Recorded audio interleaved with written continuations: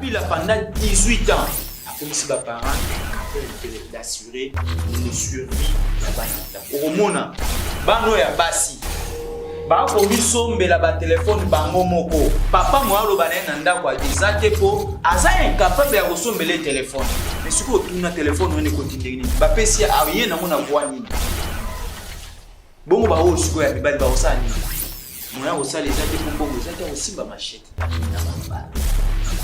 C'est ce qui Kabila fait ça. Soko zongi ava Kabila makambo ezaki te.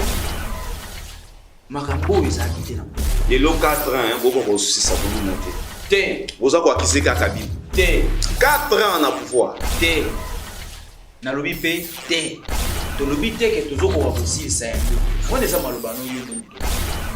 Oui, Zali ngamoko na zaki victime dernièrement. Na lo ba combattre moi na boka. Ya on a robé le leçon. Na lobi bien que président il faut amekaper moi pour ça la réforme. Moi, je déplore ces comportements. La police d'aujourd'hui, je me pose la question, Kabila a recruté Bango sur quels critères? Je me pose aujourd'hui cette question. J'ai vu Bana Mibali, Yakoulou, Nabarou, Bundana 13h, na 4 à la police, incapable d'assurer la sécurité. Incapable.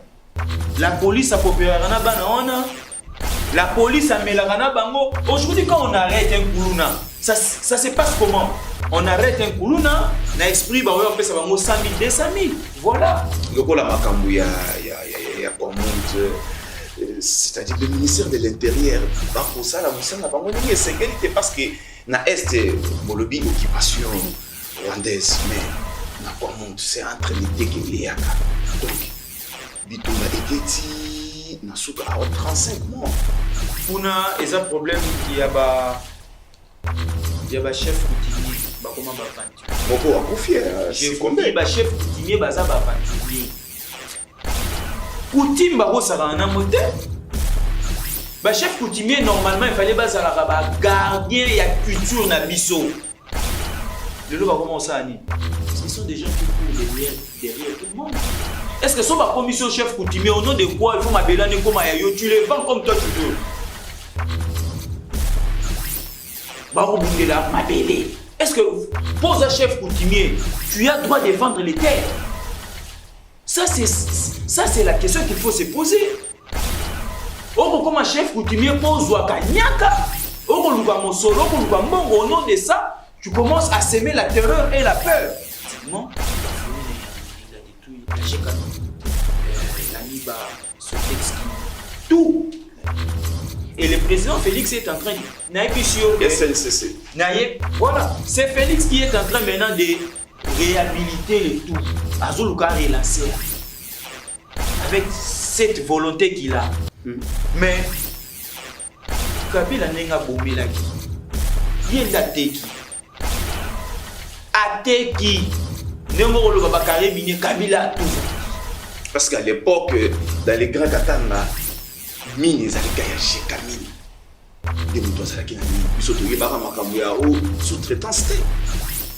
Ndenge toko kende boye na pesi longo na mokotango avec sa vision qui est en train maintenant de voir comment relancer les entreprises pareilles, mais pratiquement il faut aussi voir les agents.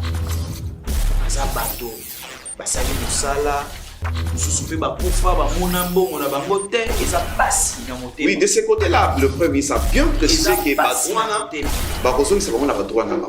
Père des familles. Oui. Donc, nécessairement, il faut voir ces côtés-là pour que Bato Motona Mouta Rosoma na droit, et même si Azal sous-souté, mes familles n'aiment pas quand même bénéficier na oyo ndeko na bango asalaki to pe na o papa na bango asalaki ndenge Bible pezoloba que l'homme mangera à la sueur de son front akansi ba salaire du salaire na bango ils méritaient leur salaire donc pratiquement ba ko bana ko tala makambo wana pour ba meka na ko réparer nyonso ezate tango boko relancer ba problème ezana na ba agent na ba famille ya ba agent non nous voulons que batala ba aspect nyonso pourtant baza ko relancer ça une fois pour toutes. Donc c'est ce que nous demandons pour des chapeaux même dans le gouvernement. Premier ministre, mais Kapena Rotala na Libenga, abenga ministre ya finance batala ndenge ni babo osala po ba relancer ba entreprise wana nyonso pour que les Congolais se retrouvent à l'interne ndenge tozali ko vivre na temps.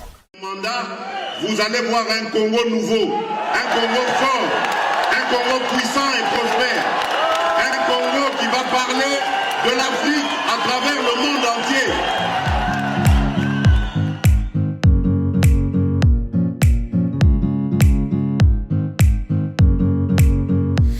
Mesdames et messieurs, vous êtes sur Kisalo RDC, bienvenue dans votre émission Réveil Patriotique, émission tout ça à chaque fois pour nous faire une information sur l'actualité politique en République démocratique du Congo.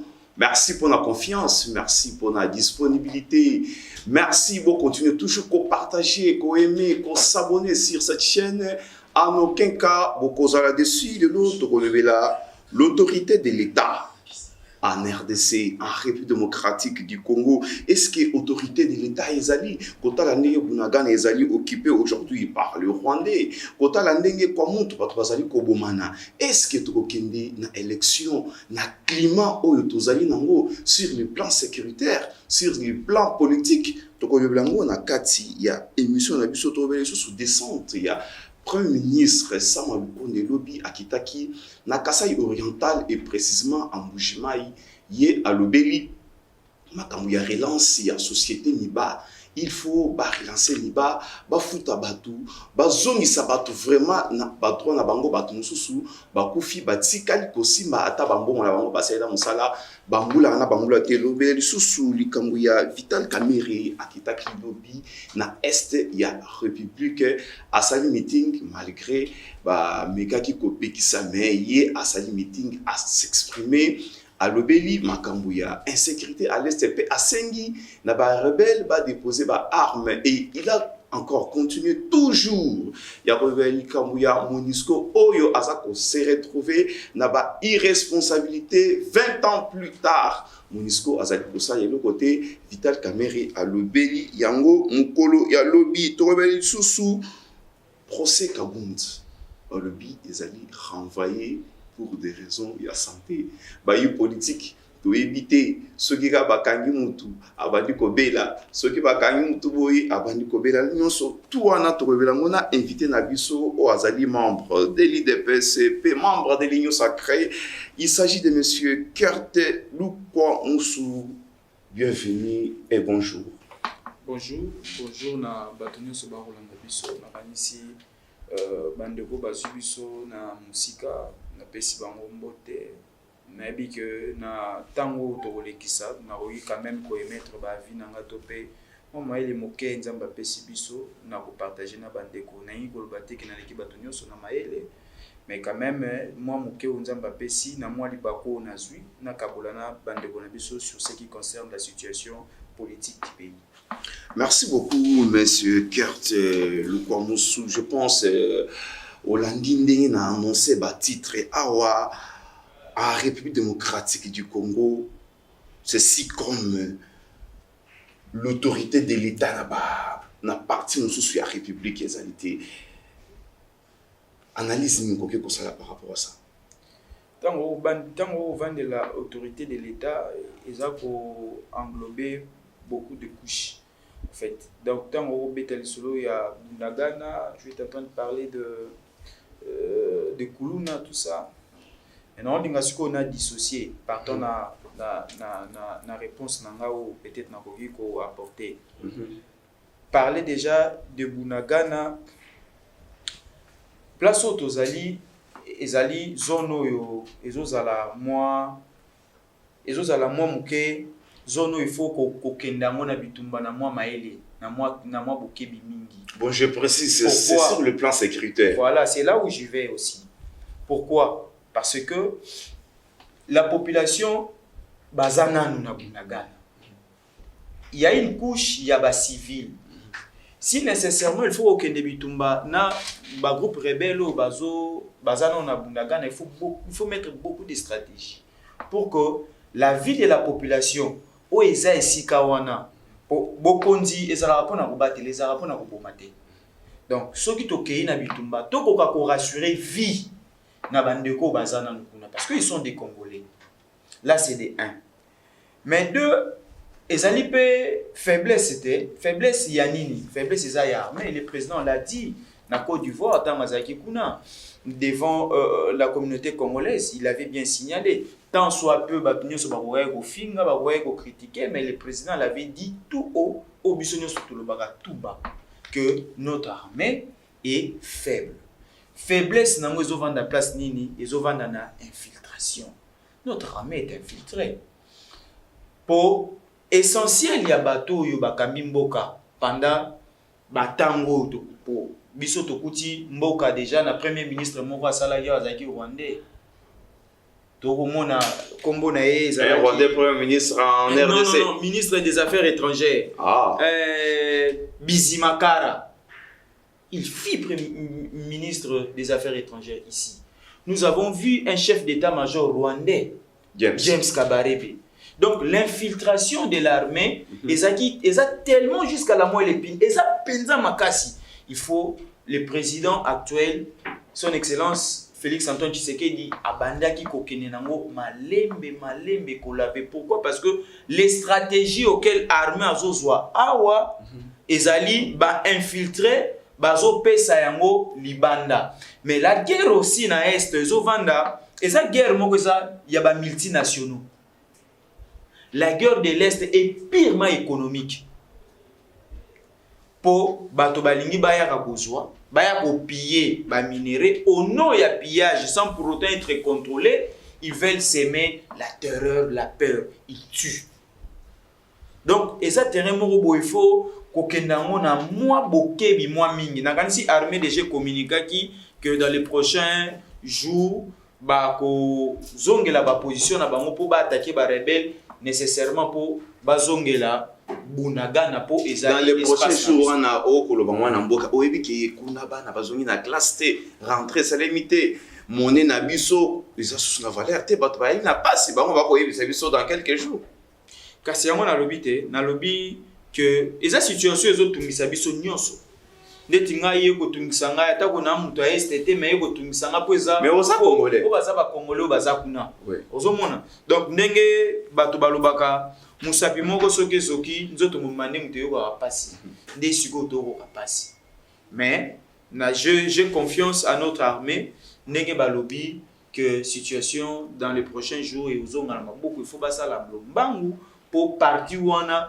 ezongela biso eloko to ko senga ya mwana soko zongi sikoyo na phénomène kuluna je te dirais voilà ozwi kami balé phénomène kuluna à Kinshasa et alors na kwa muntu nazo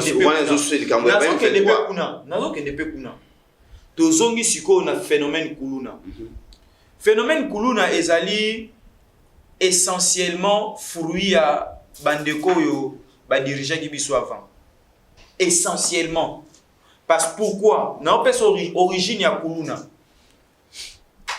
toza na cellule de base o ba bengaka famille restreinte papa maman et les enfants effectivement quand les parents bazo za la sous na makoki te ya ko assurer survie ya bana nde ozomona bana ba okita na balabala mutu akataki akomisaki ba parents incapable ya kozwa ya ko assurer survie ya bana akati cordon ombilical wana ezali kabila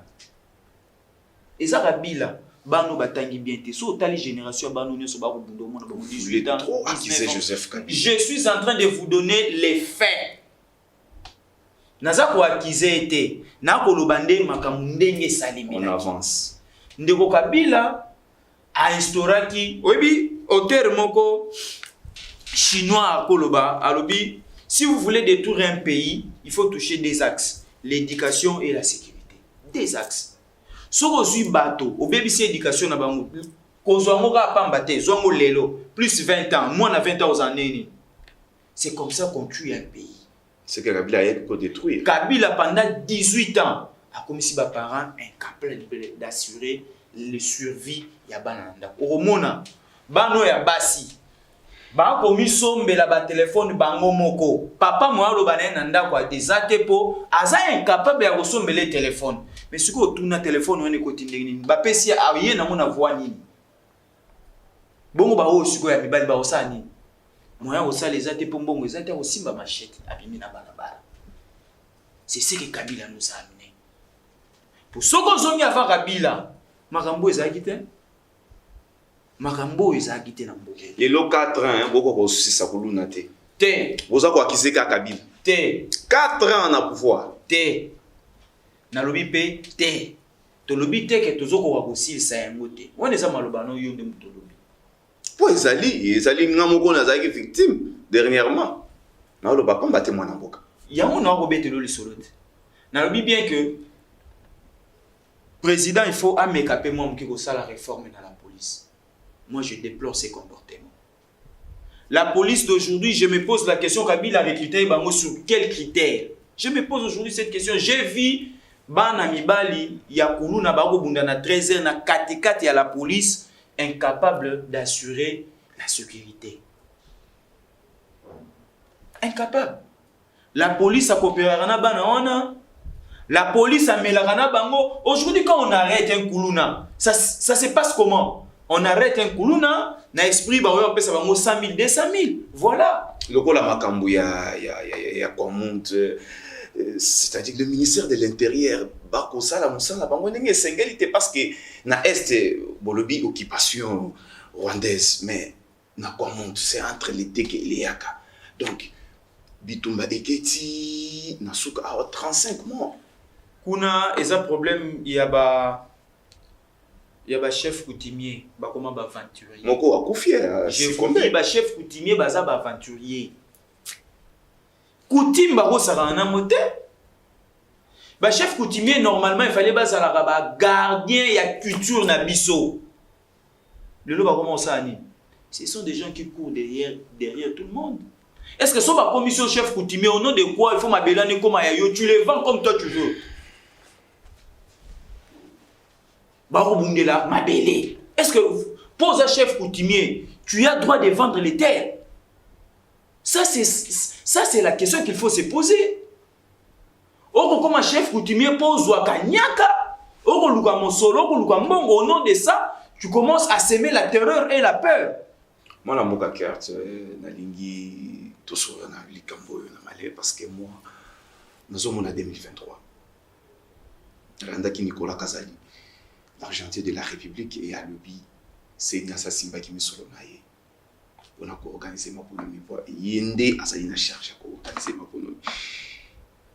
Mais kota la makamunenge ezali kotambola parce que na tout les cambi autorité de l'État pambate. Est-ce que climat oyo tozali nango lelo Bunagana, Beni, Kwamut, Sakanya, Kuluna na Kinshasa. Est-ce que le climat est favorable pour le but qu'il y ait une élection? Sincèrement. Père à son âme, mon fait professeur, mon penganay, j'ai déjà organisé très bien en 2009, je pense. Après ça, il y a une éducation à la citoyenneté, le Congo a réuni toutes les conditions pour disparaître comme une nation. Toutes les conditions étaient réunies pour disparaître. Oh, il y a des conséquences logiques. Il y a ma baignon sur tout tamboli, c'est ça. On est en train maintenant de vivre ces conséquences. Et malheur, on a biso, Isa Félix Tshisekedi qui est au pouvoir. Il est en train de subir ce que ses prédécesseurs avaient sémé. Même le maréchal Mobutu. Oui, je l'ai dit tout haut. Comment ça? Je l'ai dit tout haut. Au bâtonnier surtout dans le pays. L'unité nationale. L'unité nationale. L'unité nationale. Exemple T. Je l'ai dit. Mais pourquoi est-ce que nous avons proposé à Mobutu la lettre ouverte? Il y a père fondateur Nabiso. La lettre de 52 pages. C'était pourquoi? Blumenthal. Oyazalaki, représentant, il y a FMI, la Banque mondiale. Tant à Zoloba, que les Aïe, c'est un pays où ils ont dirigé le rôle à poche à Moutou. Pourquoi? Parce que exemple, Pour Abyss en Afrique, tout ça, on oublie tout. Bon, c'est fini à Kéhi. Référent au climat politique, climat sur le plan sécuritaire. Donc, c'est un peu ça, mais ce qui est sûr, élection aux ALA. 2023, élection aux ALA. Vous assure. Élection aux ALA. Le gouvernement est en train de travailler sur ça. Nazak sur Moulo Tiesi la Kimi Rokota partout et 2023 il y aura bel et bien élection. Donc élection na Bundagana. Élection ko ça les mato kenena Bundagana. To kenenango. D'ailleurs, nous avons inséré la France, les Congolais qui sont en France, Belgique, États-Unis, Afrique du Sud, to kenenango na élection. Élection c'est en 2023. Donc ce qui peut-être que Batouba ko milenge la té pour na bango voie de sortie na bango zo vendre sur le plan sécuritaire, je leur dis Babo Mamapo, sécurité on a dit fin de l'année, je suis sûr et vous vendez Timia 2023 il y aura bel et bien élection. 2023 élection kozala wana ezali mwana mboka Kurt Lukwamusu, on va continuer avec notre mission. Le réveil patriotique tout temps tozali kosala ngo ezali pona kola musaba na mboka bota la République démocratique du Congo ndenge ezali kokambama tozo kende wapi nani azali nani azali na responsabilité à kosala. Monsieur le ministre de l'Intérieur tolingi bato oyo bakangi kuna na komutu bazala déféré devant la justice parce que makambo oyo tolingi yango lisusu te bato babo manaka boye pona makambo ya mabele aussi longtemps que le sous-sol et le sol appartient à l'État. Ndeko Kurt, le Premier ministre Sama Lukonde a quitté Kilobi dans Mbushimai et dans les Kasaï orientales. Nakoko Malobi, il faut l'amiba Isala relancer sous l'instruction chef de l'État. Asenga qui déjà battu amiba basala moi fait des routes basala moi nini moko boye oh bakoki ko présenter pour na relancer miba bango misaki 150 millions de dollars. Mais il n'y a pas c'est ça que l'État congolais à l'époque a Zoaka Nyongo Yamiba plus de 700 millions. Bon, on a atikala kozoni sangoti. Pas seulement la Miba. Il y a des entreprises comme l'Onatra. Bato ba détourna, bandeko kimbe me mazunga na éviter ceux qui va bimise na prison, ceux qui sont na prison ti lelo a détourna mbongo kuna. Lelo Onatra bato mususu basata na makoki ya kofutela banda kuti. Bazo vanda na ba mapango ya Onatra oeza awana ville ya Kinshasa. Aujourd'hui entre société locale à Chekamine. Bakare mignon surtout était kama. Pas seulement la Chekamine. So Texki na Kisangani. Bango ko tuna habité ceux qui bazana arriéré il y a combien de mois il y a salaire de Kurt. Est-ce que le régime a Tshisekedi vous avez na plan ya malonga pour na ko sauver ba entreprise pe ba société oyo ezokeni na ko kufoye banda ko sa lokumu ya mboka on le sait pas et ezokeni na ko kufa te si ekufaki malheur na biso na Congo ezali to yai ko so na lobi oloba nyonso bino ga nyonso kabila bino nyonso kabila malheur na biso eza kabila leki na mboko oyo voilà les fruits. Kabila a détruit toutes ces entreprises-là. Mais surtout ça va produire Miba. Kabila a bomi l'entreprise wana nyonso. Qu'est-ce qu'il a créé comme entreprise ici? Parce que toi tu viens détruire ce que toi tu as trouvé. Tu as créé quoi? Kabila a créé quoi? Pendant 18 ans, qu'est-ce qu'il a créé? Voilà. Donc Kabila pratiquement, il a détruit la Chekamine.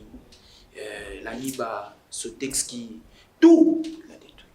Et le président Félix est en train de dire SNCC.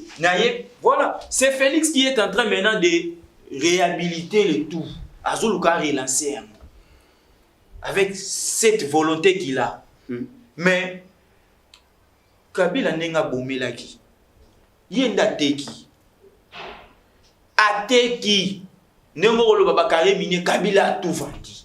Parce qu'à l'époque, dans les grands Katanga, mine les allaient chez mine. Des moutons à la mine. Bisoto yebara makamuya ou sous-traitance. ndenge tokokende boye napesi Lombo na mokonzi mboka avec sa vision qui est en train maintenant de voir comment relancer les entreprises pareilles, mais pratiquement il faut aussi voir les agents baza bato basali musala misusu pe bakufa ba monambo na bango te eza pasi na motema. Oui, de ce côté-là le premier ministre a bien précisé que badouana bakozongi c'est vraiment la badouana bazaki ba père de famille. Oui. Donc nécessairement il faut voir ces côtés-là pour que bato moto na muta ko kozonga na droit na même si azali sous te mais famille na eba ko quand même na ko bénéficier na oyo ndeko na bango asala ki to pe na o papa na bango asala ki ndenge Bible pezoloba que l'homme mangera à la sueur de son front. Nakansi ba salaire musala ba mo il méritait leur salaire.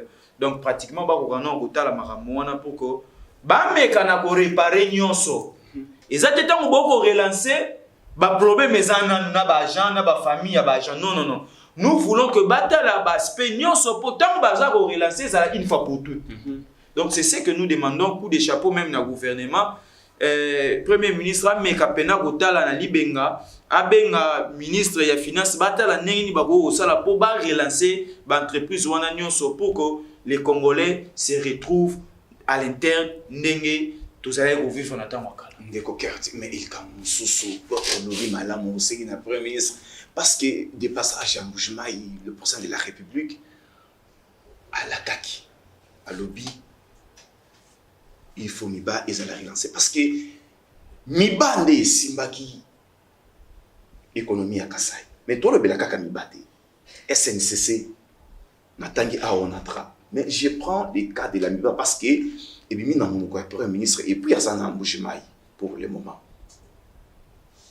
mais kotala c'est si comme dans ce pays ministère à portefeuille ya kosala musalate. Tes ministères à portefeuille, ça au-delà de tout, c'est le Premier ministre qui chapeaute. Non? Mais il faut toujours le président de la République. Il est le chef du gouvernement. Non, non, non, non. Nous, c'est ça qu'à discuter dans le Conseil des ministres. Nous, c'est ça qu'à discuter dans le Conseil des ministres, mon frère. Ne pense pas que si le président a lobby le moment ou soit avant, ou soit après, et ça a discuté, t'étais. Attends, lobby le boy à Ozoabal. Donc, s'il parle, le gouvernement s'en saisissent déjà. Mais n'a pas ministre, surtout dans un gouvernement où on a un point qui se crée remaniement et les ministres à portefeuille, la dame là. Non, non, moi je n'ai pas de problème avec les gens. Certainement, non, non, il s'agit de la République. Moi, si nécessairement. Il s'agit de la République. Moi, si nécessairement il y aura remaniement, le ministre Nyon Sobazaki cité même la tentative, il y a détournement, faut pas qu'il y ait. Même la tentative, il y a détournement, faut pas qu'il y ait. Au détournant qui, tentative, tout faut pas qu'il y ait. Maman, il faut pas l'eau. Mais je l'ai dit, non, je l'ai dit tout haut. Ce qui a l'ingé, c'est tangaki yo, na détournement, il faut qu'il y ait. Na tentative, il faut qu'il y ait. Pour na tentative, ce qui a l'ingé, c'est qu'il y ait le mot iba. Ce qui est simbaki, on go iba. Donc, on n'a plus besoin que mbongo moko boye ba pesa ki yo toi soit obimisa ki ngo posala musala ya l'état o ezali ya biso ni so ebi ke ba ministre bazo jouir ko le biso tout à part salaire bazana ba grand justice bazana ba avantage non na ba jouissance eza garantie na constitution. Oh mais yo mo voilà c'est ce que je dis c'est quoi il fallait otikanga ke nango tina suka. OK. Pour nayebi déjà que article 59 de la constitution est clair. Ils ont même que l'État il faut mettre des moyens à créer des conditions pour jouissance y a deux éléments ndenge le kobani. Voilà. Comprends? Donc partant de là mais moi je suis en train au moins de dire que salaire avantage ebelé bazana avantage ebelé. Ce qui te suit ba moi sous na kimuyibi, c'est là où ça énerve. Au nom de quoi il faut boyiba pendant que vous vivez plus que nous tous. Au nom de quoi? En tout cas, donc président place Wanana Sama base à la pena catégorique. Soika Oyibaki, Batanga qui Natani comme ministre était na oloba bien. Aux à la IDPS, aux à la FDC, aux à la Soika Batanga qui attend la tentative. Faut le mot. En tout cas, ata batangi na tentative, il faut toujours au long mais et le konga na kokiko bakisa a oeza ki entreprise wana il faut izonga ba société wana il faut izonga. Par exemple chez Camille, il y a un moment où simba qui économie en boka à l'époque à 50%. je peux dire quoi, le budget national, la Chekamine, l'Amiba, l'État congolais Yemoko, à Zombo Mokuna, Banda Musée, effort de guerre, Nyongoti Lelo, et ça lit plus de 700 millions de dollars. À l'époque, je me souviens, Janine Mabunda, ministre à portefeuille, Yazala qui convoquait dans le Parlement. Après ça, bah, chiffre a démontré l'État congolais à l'époque responsable de la destruction de l'entreprise et belé awa na katia mboka na biso. Et maintenant c'est l'État congolais, ce n'est pas Félix Tshisekedi parce que banyongo wana eza Félix Mutozo qui a voté État le président de la République, il Mutozo qui a voté l'État congolais. D'ailleurs, 150 millions wana le Premier ministre Samaluko Natangi Samouké, il fallait que l'État a zone ça 200 millions. Donc, il y a ici 200 millions, 200 millions, 200 millions. Bah, c'est ici 100 millions, 700 millions. Pour barrer là, c'est parce qu'ils ont qui nyongo. Ils ont qui que non, subside, mon koboye, l'État a zopé son entreprise. Non. Ils ont qui nyongo. Normalement, il fallait l'État a zone là-bas. Responsabilité naïe, a zone sa nyongo ya entreprise. Par exemple, SNCC. À l'époque, ceux qui ont exploité, minerai nous surtout na nzela ya rail, c'est-à-dire SNCC mutobanda ko sala musala na l'État azali na banyongo ebele na kati ya entreprise oyo surtout ils ont constitué portefeuille ya mboka na biso et aussi au ministre des portefeuilles. Madame la ministre, normalement il faut plaider ba cas ya ba entreprise, ya ba société. Moussa Nayo Yamouana, ce n'est pas rester dans son bureau climatisé et chercher à réconcilier les hommes d'État. Mais Ndeko Kurt Tozo, qu'on continue dans l'émission, je pense très bien que le lobby Hollanda qui Vital Kamere, na SR République, qui a lobby MONUSCO dans 20 ans, bako quitter, ceux qui ont saisir Yemalam, bako quitter dans 20 ans. Et aussi, le M23, à Sengi Bango, va déposer ba arme. Mais et là, on a épinglé vraiment le discours, la communication. Aussi longtemps que Bisso, République démocratique du Congo, tout ça quoi qu'ils aient Rwanda, mais il y a aussi des rebelles va déposer Mandouki. Il y a eu contraste. Bon, na kokaka beaucoup plus de kolobela kombo ya kamere vie. Ça m'a qu'on a vu dans l'Union sacrée. Ancien Dirkab, il y a président de la République. L'Union sacrée, ils ont lavage. Ils ont blanchisserie, au fait. Donc, pratiquement, j'ai du mal, au fait, de fois, de parler de lui. Bon, pour Nangaï, il a tourné déjà page. Pour Nangaï. Les coachs il a tourné page. Coach Anan. Moni jour après ça c'est mort, c'est là qui était mon amour. Caméra oui coaché parti le roi IDPS. Na moni na Nairobi na accord ya cash aux là qui était mon amour. Na tuni caméra oui coaché parti le roi IDPS. Il vous sait mana imaginer. Coalition de Nairobi IDPS. Voilà, il vous sait mana imaginer. Tout ça le roi la mon colonna molilite. To go to akoki jamais au ça là. J'ai du mal à parler de caméras. J'ai du mal pour ngati lelo. Nazane logo na ngana motema, nani logo na ngana vie o na tcha na kat esprit na nga caméra et sa famille baza association de malfaiteurs. Donc j'ai du mal à parler de lui. Famille na yo atanga na procès. Bo yo landa ité. Procès ayi clair, ma belle fille, ma fille, ma femme, ça. Bango wana nyoso wana mona iwana association de malfaiteurs. Donc j'ai du mal à parler de lui. Ngana vanda te pona lobela bato ba to lobela république, to lobela famille na été. Na lobela politique. Na lobela nga. Sur ces points, je parlerai que de moi. Je ne parlerai pas de lui.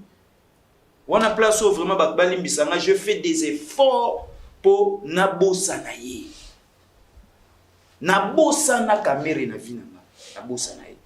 C'est un homme Oyo a cambriolé République. Il est en train de vivre dans Mbongo ya République.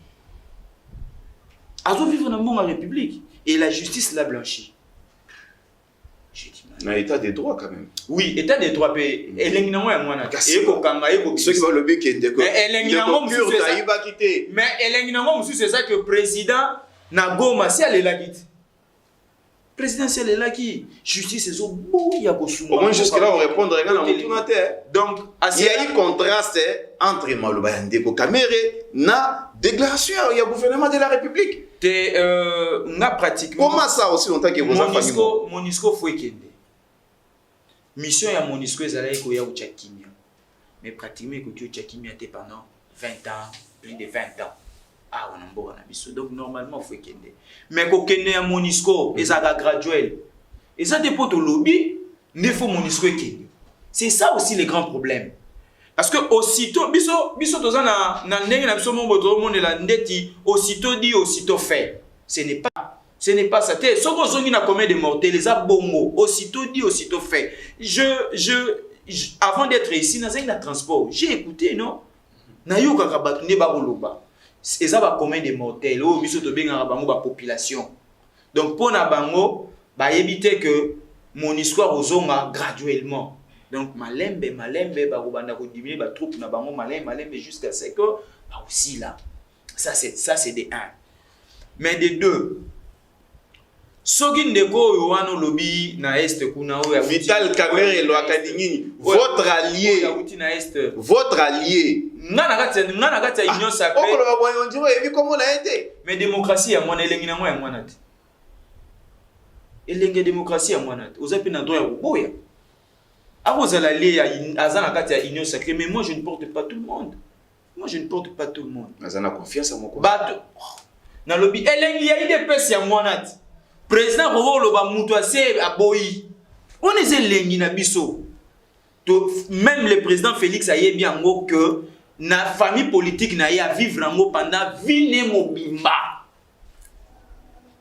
oyo pesa ki ke change seke di pe asona malobi akombata baboyi tuna moko elinga na mutu mwana mboka tika na tuna yo to le bel élection ils ont se pointé déjà à l'horizon 2023 notre union likambuya climat politique sur le plan sécuritaire on répondre nga lilo beaucoup désavoué par tout surtout vos osana bango alliance est-ce que bino IDPS bozali na makoki ya kokena élection bino moko bo gagner ngo pe bozui majorité na parlement bo gagner élection na ba niveau nyonso seul le parti qui peut le faire c'est l'IDPS au-delà de l'IDPS il y en a pas c'est vrai fort malheureusement la constitution n'est pas salée yango il faut nécessairement quand que na ba alliance un seul parti ne peut pas prendre ou soit rafler majorité parlementaire. La constitution.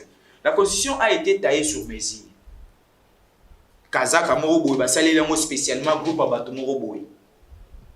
Ozomona ndenge ni constitution ça mène à émission que seul parti a rafler plus de 250 députés dans Congo. C'est l'IDPS. Tout ça parti le mieux implanté au parce pays. Parce que biso parti mon côté ezali le la biso le mieux implanté. Même en Afrique, Togo amis baleto bisato. IDPS figure parmi les 3 grands partis africains. Togo et Mozata. Togo me ok na soka émission na biso. Mais j'ai vite compris que Kamere à l'est Sama au Kasai, Félix au Kasai, c'est-à-dire Union Sacrée aux déjà après campagne. Te biso kota na mon aspect on a té. Le président est parti pour Moussala, il fallait lancer nini ya nzela ya Kalamambouche. Voilà, pour vendre la montée que na ninga campagne. Félix est un homme d'état. C'est le président de la République. Il est parti na casquette wana. Akende na casquette était ya candidat. Non. Nenge mo na sa malukonda ki amona casquette ya campagne. Non, on a peine à vendre la wana té. Même eloko nona, ezaka âgé de mots pré-campagne. Ezaka âgé de mots. Oh, nazio bien ezaka âgé de mots. Donc toza place wana té, les présidents et sa malukonde sont en train de remplir leur devoir et pas na biso ba congolais. Un point très. Bon, au mususu wana na éviter soki ils ont na casquette nini bon. Tant pis parce que on a dit que Azali na fonction moroté étatique. Donc merci beaucoup Ndeko Kert Lukwamousso. Je rappelle que vous êtes membre de l'IDPS et membre de l'Union Sacrée. Mais là qu'on a coquille sous Kobaki ça na sujet au potosi c'est ça qui Monsieur Vital Kamerhe, il faut pointer le Rwanda. Aux ans est, il y a ça Rwandais, pas le moins Ghana. Oui, c'est surtout que non, bah rebelle, bah déposer bah armes. Et ça question à gauche droite il y a ça Rwandais, il y a ça Kagame. Allons la batunaye na territoire na biso. Tolingi ba na bazonga na classe. Tolingi ba to bunagana bazwa kimia. Tolingi ba to est bazwa kimia. Donc ba discours wana ezo tenir susté de que carte to comme na soka émission na biso. Mais il y a un sujet na annoncé na ngo awa oko placer kaka emo photo ça procès Jean-Marc Kabund. Il fallait ezala mkolo lobby. Mais batindi yango na date ultérieure. Quoi ça lui? Mais tu sais qu'on a signé ça. Pourquoi ça c'est la motuna? Batindi yango na date ultérieure pour une raison ya santé. Bino bayi politique. Ceux qui osala ki na mala, lobi na moni Vital Kamerhe ko ki mambangwa. Yepe akutaki ko bela wazaki na présence au bel. Lelo c'est Jean-Marc Kabund. Pour les bino ba politique ce qui ba kangi o sala ka dali ka moko boye o finga ki o yibaki bino ba politique d'une manière générale o banda ka maladie na prison. Henri a son plaire seul. Il a compris. Il a compris. Voilà. Et le roi Bimisara, il a compris maintenant qu'il est en train maintenant de pleurer. Ça c'est clair. Dossier sur la justice, je me méfie vraiment, je me réserve de placer le mot. C'est à la justice de faire son travail. Donc, je me tais. Bon, vous allez le voir au lobaté. Je me tais. Non, c'est la justice assis ça m'a ramené. Donc aussi, c'est un des choses que tu as en même temps, ça victime, non, non, ça, ce sont des actes qu'il faut vraiment condamner. Hein? Ça, ce sont des actes qu'il faut vraiment condamner. Ndeko nani azana makala Jean-Marc aza présumé innocent. Il est présumé innocent. Quand on arrête une personne, netiye boy, accueilli na akoti procès na salamité, na nous peut pas condamner, on ne sait pas s'il sera acquitté, donc il est présumé innocent. Présomption d'innocence azana monane.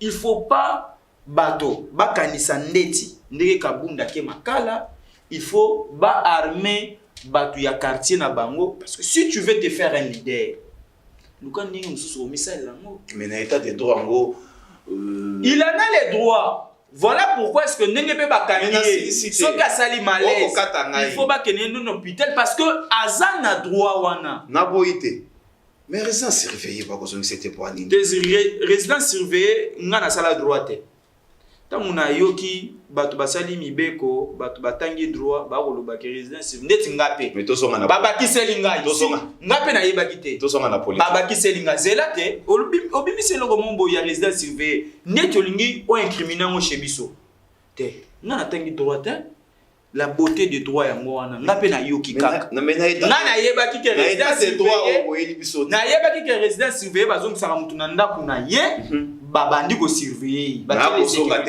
mais certainement les gens qui ont fait les droits balobi na biso que résidence surveillée za kaka ya mwana te il faut justice par rapport à des éléments à sa possession ce qui kotalisa que nécessairement soki moto oyo ba fundi kozonga na ndako na ye à la prochaine étape soka ozana posani ya facilement soki ndako na ye ezo pesa bango garantie ya kozongisa ba kozongisa mais soki ezo pesa bango garantie wana te ba koyi kolukele sika mosusu ba tie na sécurité mais Kabund peut aussi rentrer là-bas et que mabepe komelier vous le voyez pas pour anine batu bagende ko tumba lobi liboso il faut aussi le sécuriser il en a les droits il faut nécessairement justice azo isika malamu po ya kuchaye ya bombi mais mikolo so kende ya zaka na cellule yango akoyi malade Mikole okene bonga na justice. Azana ba maître avocat, ba kotisa ba nini ba recours tout ça. Ba kende ba samba. Na siko ndé formule ya kokweya ya kusala nini c'est ce qui ne fait pas c'est ce qui ne fait pas trop bien. Kende samba. ozaki na moral d'acieux kende samba.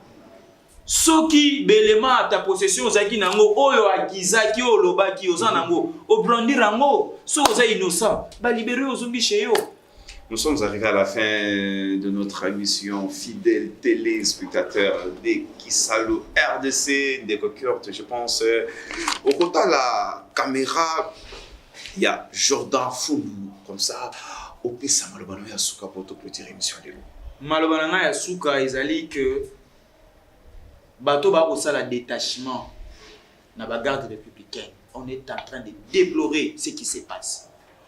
Je me pose la question aujourd'hui, si nécessairement bato mosusu ba koti na ba famille présidentielle garde républicaine à sécuriser abattre la kaka mokonza ekolo na famille présidentielle na biloko na bango. On se pose aujourd'hui des questions, on voit des gens na ba cité na ba garde républicaine, on se pose des questions, on est où? Ba détachement on a ezo salema ndenge nini. On a vu un musicien na ba garde républicaine. 6 gardes a créé panique là où il y avait des gens, bah van ba omi tout na problème nini. Donc Kiwewe amekanon kotala ndenge nini ba détachement ne ko salema. Zwa contrôle ya ba place wana tout oboto la bango ba garde wana bazonga place où esengeli. Wana eza yami balé na sengi na bato nyonso même na kwa mutu tout ça to sangana. Unité nationale c'est ce qui est plus important. Hein? Ce qui nous unissent est plus fort que ce qui nous divise. On ne peut jamais construire un pays. Il faut tous aller sikamoko. Soit tous les sikamoko tous plus fort. Soit tous les akokabona. Ne munguna akuya. Tout ça là le tour de Babel. Nous devons nous mettre d'accord. Tous les sikamoko poto tonga mira moulai. Mais soki to bandi ko cha balangi na biso liboso nde toke na kokabwana. Nous devons être nous tous unis pour tous les sikamoto tombola mboka ou mboko ezana retard ya makambo belé tous en retard il y a beaucoup des années. Nous avons eu la chance d'avoir un président Félix Antoine Tshisekedi Tshilombo qui a la volonté politique de servir ce pays. Nous devons être derrière lui to pese maboko na biso po mboka wete. Merci fidèles téléspectateurs de Kisalo RDC, nous sommes arrivés à la fin de notre émission d'aujourd'hui, mais un petit message au Premier ministre congolais, monsieur le Premier ministre Sama Lukonde. Je pense au Kiti, donc je m'aille pour un problème là-bas, et puis au tant que chef de l'État. Et moi, je sais très bien que le chef de l'État, Soki Alakilikamu, et c'est cette fois-ci où jamais l'État congolais a sali na nyongo et belé ya société wana. Tolingi sous discours te. Toyoka discours to mona ba chèque. À l'époque, il y a Ndeko Kabila, mais relance etikala ko sali maté, mais cette fois-ci c'est une occasion. Peuple kassayen bazali kotala yo. Parce qu'à l'époque, quand on payait la MIBA, c'était 5 millions de dollars na circulation dans la ville, dans la province. Donc c'est tout le monde qui respirait très bien. Monsieur le Premier ministre, cette fois-ci, tozoze là. Tu es très bien que Ningo Kitiwana, au Kiti, pour Moussala Isalema. Donc comme dans cette émission, derrière la caméra, c'était toujours Jordan Fondou.